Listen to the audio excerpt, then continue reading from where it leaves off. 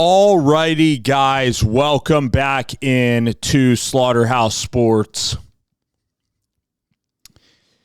This day is the biggest day in Chicago Bears history, maybe since 1986, since I wasn't really alive, or you'd have to go back to after Chicago was able to beat Seattle, maybe with Jay Cutler, or when Chicago with Lovie Smith beat the New Orleans Saints with Sean Payton and Drew Brees.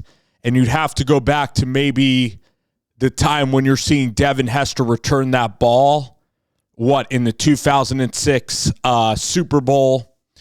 I can't even remember the last time the Chicago Bears won a playoff game in my lifetime. I think they haven't won a playoff game since like 2010, since that year with Jay Cutler. They did it with Mitchell Trubisky, and they've just been absolutely terrible the last several seasons. Even, they tried Nick Foles, they tried the Matt Nagy thing, they tried Eberflus, even with Justin Fields, and it has just failed magnificently. And they've had years where they are literally, one of the worst teams in the NFL. Like, they've just been at the bottom of the NFL. They've had bad offense. They've sometimes throughout their history had a good defense. But really, ever since Jim McMahon, who was a fine quarterback, or Jay Cutler, they are searching for their quarterback. But now I think they have a quarterback in Caleb Williams. This guy at USC was magnificent. And Caleb this year was a little bit rocky. And it was rocky because he really, him and Shane Waldron, Matt Eberflus did not know how to run a football program. Matt Eberflus was one of the worst coaches in the NFL as a head coach in every possible methodology, and their offensive line, and really it's because they didn't have an offensive staff or an offensive coordinator. But now the Chicago Bears have hired the most brilliant NFL mind to come through the NFL in a long time. And Ben Johnson, the guy they hired, is a self-made man. I mean, Ben Johnson is a guy who I believe was with the Detroit Lions for the last several years and was a tight ends coach. And he's a mathematician. He's a math major from North Carolina. He's about 39 years old. Going to tell you the bio on Ben Johnson in just one moment.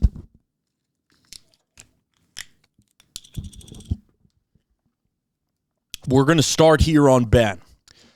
So Ben Johnson, I think that he is more responsible for Detroit's reclamation than Dan Campbell.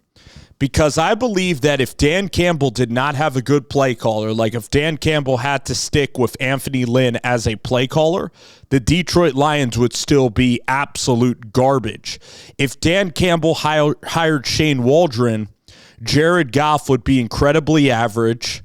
Amon St. Brown would maybe be a nice player, but there's no way Sam Laporta gets utilized. There's no way that Jameson Williams is effective. I mean, Jameson Williams would turn into George Pickens, like a talented player, or Jameson Williams would turn into maybe like a Marvin Harrison, or maybe even like a Malik Neighbors, player where he's a decent player, but on a really horrible team. He could even turn into DJ Moore, who has all the talent in the world. So Jahmyr Gibbs gets utilized in the passing game in an absolute incredible manner, and that is due to Ben Johnson. It's due to the trickeration. He got Jared Goff playing such solid fundamental football. The passing concepts are so well crafted. The offensive line play, the running game, the way that they're able to run counter, the way that Penei Sewell is able to leak into the passing game and catch passes. I mean, the way that they're able to throw the football down the field and then lateral the play. The way that they're able to make Jared Goff look like he's falling down on purpose. Like, they run plays on purpose. They have such rhythm to their offense. Ben Johnson, rhythmatically, is just incredibly gifted. He is just like the Mozart of our time. when we're looking at calling football plays. And Ben Johnson took a downtrodden team and he turned Jared Goff into an MVP candidate. He is just like Sean McVay. He even got more out of Jared Goff than Sean McVay did. And what ended up happening was he was the most brilliant football mind in a long time in Detroit. And really, you could argue that I know that Dan Campbell represented the culture change and everything, and he got the guys to play hard, and he was fundamental in Hutchinson and Sam Laporta, Jack Campbell, and those guys, you know, the interior of the defensive line, the offensive line, Frank Ragnow. Like, Dan Campbell is culture. Dan Campbell knows running game. Dan Campbell knows tight end play. Dan Campbell has evolved his thinking and to become one of the brighter coaches when it comes to going for it in the NFL. So Dan Campbell he's a good coach. He's a solid coach, and he's done great. However, I think that Ben Johnson might be the better coach. And if you're Sheila Hamp, if you are the owner of the Detroit Lions and the Chicago Bears go on to win championships with Ben Johnson, that's going to be like the Atlanta Falcons firing or letting Kyle Shanahan walk to the Niners because Kyle Shanahan is a better football coach than Dan Quinn. I don't care that Dan Quinn is having 1 year this year. He's probably going to have to win the Super Bowl this year for it to even be a discussion, and he's not going to do that. Okay, Kyle Shanahan has been on the doorstep of Super Bowls, and if it were next year, if I had to start a franchise, I'm starting it with Kyle Shanahan. I'm starting it with the play caller. So this is very dangerous for Lions fans because not only is Ben Johnson probably your best asset, Ben Johnson should be making the most money out of anybody in Detroit because his football mind is keeping this team afloat. Now that Ben leaves, they're going to have to hire Aaron Imstrom or Alex Instrand, a guy from San Diego. He's going to now have to turn into somewhat of a really good offensive mind, and they got all right players, but they're going to go down to like 9 wins. Then Jared's going to get older, and they're going to turn into a very just mediocre football team. They're going to turn into the Tampa Bay Bucks real quick, where maybe they're making the playoffs as a wild card and they're getting bounced. You look at this division now, you got Kevin O'Connell, you got Ben Johnson, and then Green Bay isn't halfway bad. So I honestly think that Chicago is the team in this division. I guess it's a new shiny toy that we haven't really seen in Ben Johnson being a head coach. But they have Caleb Williams, all right? And they combine Caleb, who's the most talented quarterback in this division. Caleb Williams can throw the ball from multiple angles. Caleb's the youngest. Caleb's the most athletic quarterback in this division, certainly. I mean, then you could say maybe J.J. McCarthy, but Caleb has a lot more tools than J.J. McCarthy. I know that the Vikings have the best receiving core in the division, and then Green Bay, and then the Lions have really good receivers. But it's certainly an interesting I think that Chicago is going to be the place to be with Caleb and Ben Johnson. And I'm going to say this, that I think Caleb and Ben Johnson, he could end up having a Peyton Manning-like career. And this is going to be must-watch TV.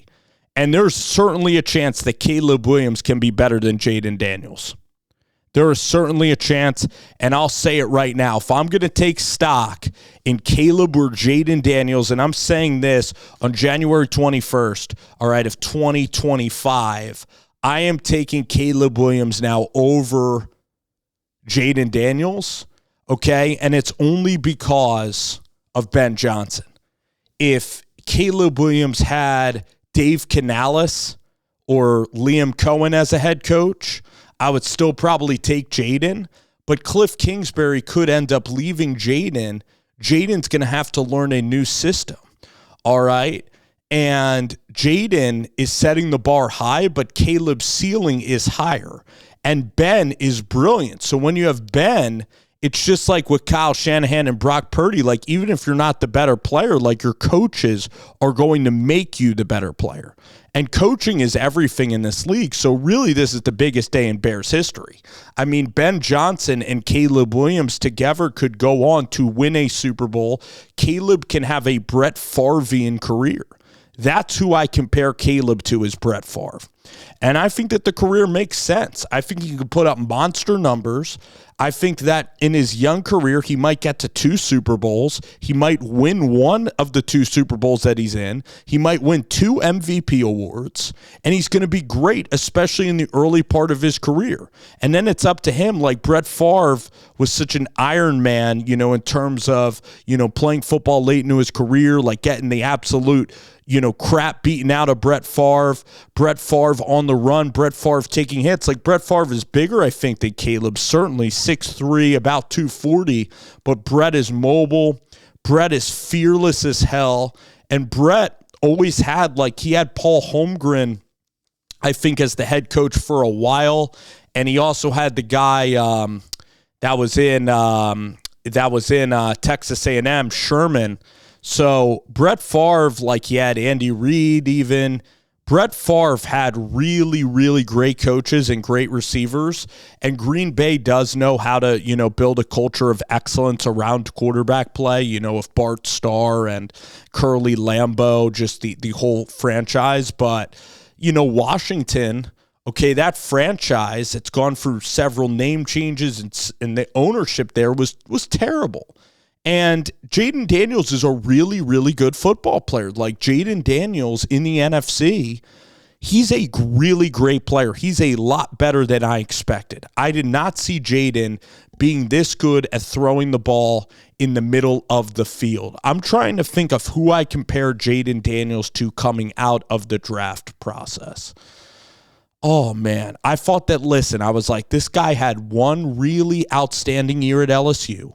He's a little bit thin, and he doesn't really throw it in the middle of the field. And then I'm like, he's going to be an all right NFL quarterback, but Malik Neighbors kind of made him, that much better. And I was thinking about who he could be. And I didn't even see really, Matt Ryan might have been the ceiling for Jaden. So I can admit that I had in the draft process, I had Caleb number 1 in the draft. And then I believe I had Penix 2, Bo Nix 3 in the draft. And the rest of the guys like Drake May, Jaden Daniels, those guys I did not have being up there in this draft class. But really, this draft class could turn out to be really good. A lot of people are in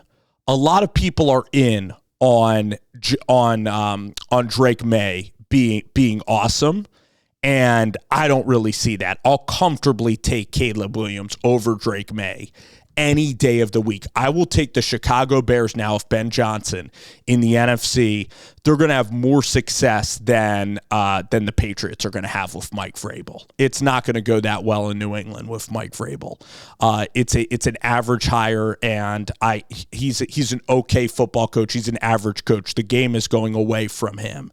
The game is built towards offensive minds, towards gurus.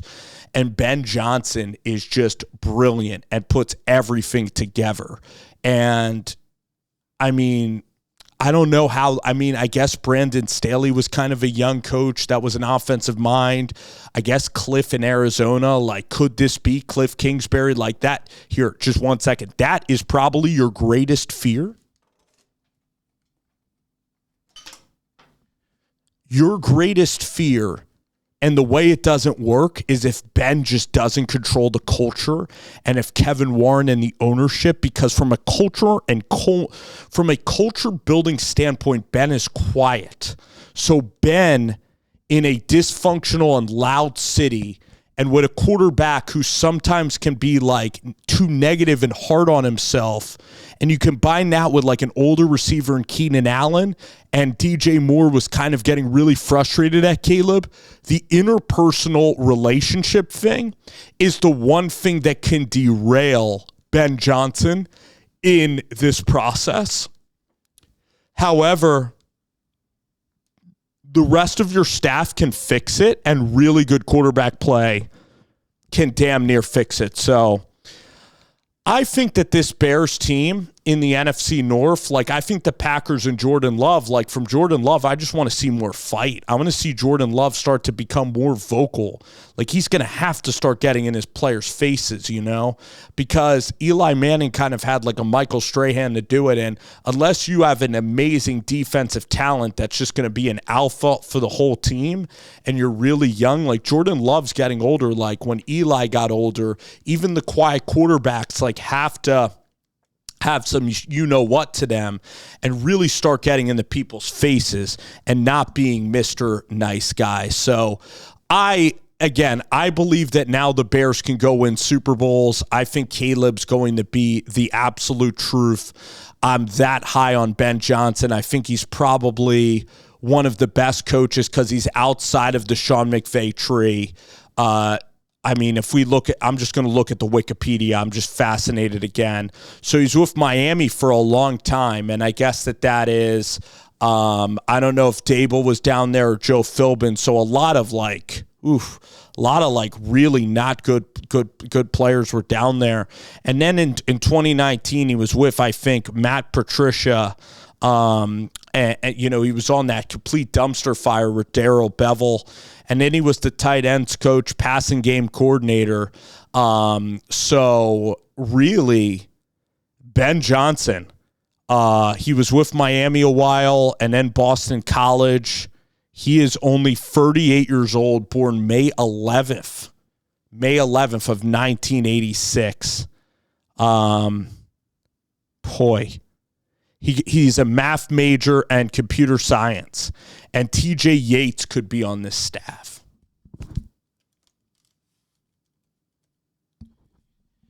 Wow. Crazy. He is probably not that far off from being the same. He probably knows about Caleb Presley being a North Carolina quarterback. But, I bet maybe even Mitch Trubisky, ironically. So I'm going to shoot the shot and say that the Chicago Bears are going to be better off than Washington, and that this hire is one of the best hires in NFL history.